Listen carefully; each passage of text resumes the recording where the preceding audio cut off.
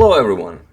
In my last video I showed you a game from a simultaneous exhibition in 1964 where Fischer played b4 on the first move and won a very nice game.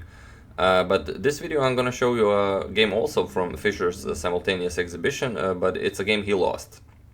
And Fischer played 50 opponents in this event.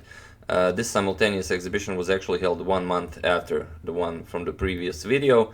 It was held in Hollywood, also in 1964, and out of those 50 games, Fischer won 47, he drew 2 and lost 1 game, and this is the one game I want to show you. It wouldn't be fair only to show games where Fischer wins. So, but interestingly, Fischer is playing against Don Rogozin, and Don Rogozin is actually the son of Hyman Rogozin.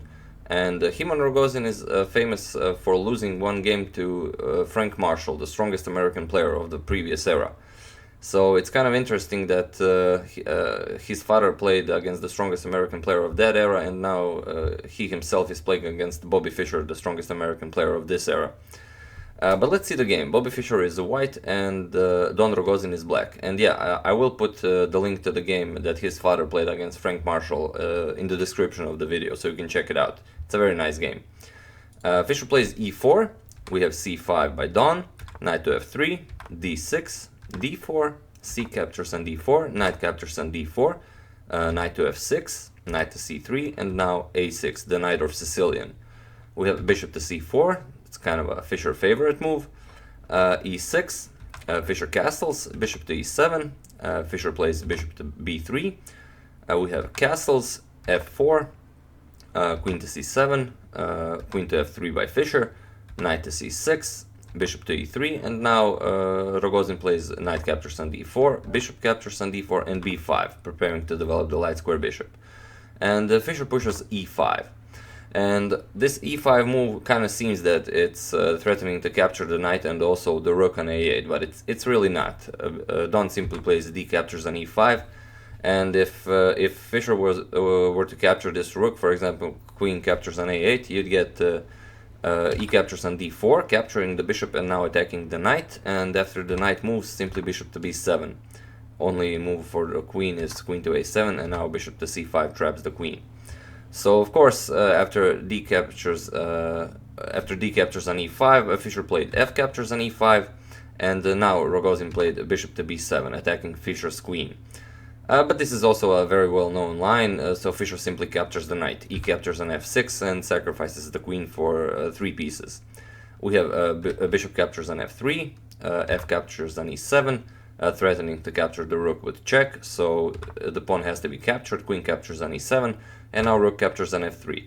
And let's see this position. Okay, black is a pawn up, but Fischer has 3 pieces for the queen, 3 minor pieces. So we have rook 8 to d8, bishop to e3, protecting the bishop, queen to b7, rook 8 to f1, doubling up on the f file. We have a rook from f to e8, knight to e2, a5, and now the Fischer played this knight to e2 move to get his knight into the attack, and also to play c3 to make room for this light square bishop. So he does. He plays c3. And now Rogozin plays a very strong move. He plays queen to e4, centralizing the queen, and well, his position is pretty cool now. And Fischer actually, he wants to capture on f7, but he can't capture now because his bishop will be hanging. So Fischer kind of thinks that this is winning for him, and he plays knight to g3, kicking the queen out of e4 and then preparing to capture on f7 next move.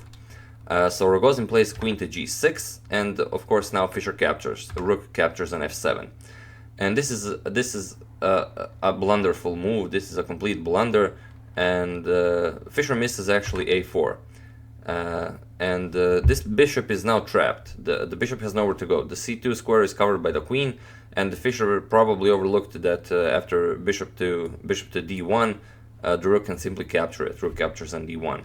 Because after this rook captures it back, then, well, white would probably have to play rook captures on g7, and after queen captures, rook captures here, and black would be simply up too much material.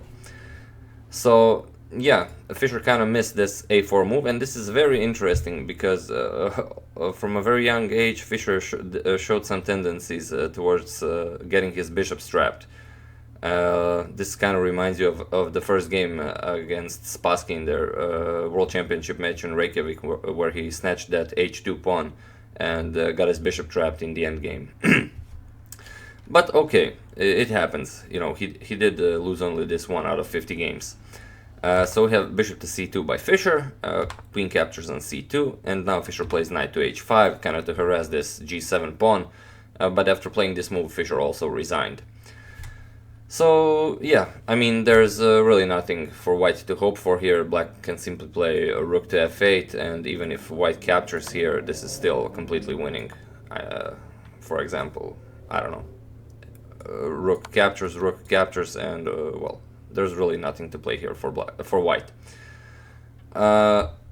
So yeah, a very nice game, and it seems kind of poetic that Jan Don Rogozin was able to kind of avenge his father for losing that game against the strongest American player, Frank Marshall.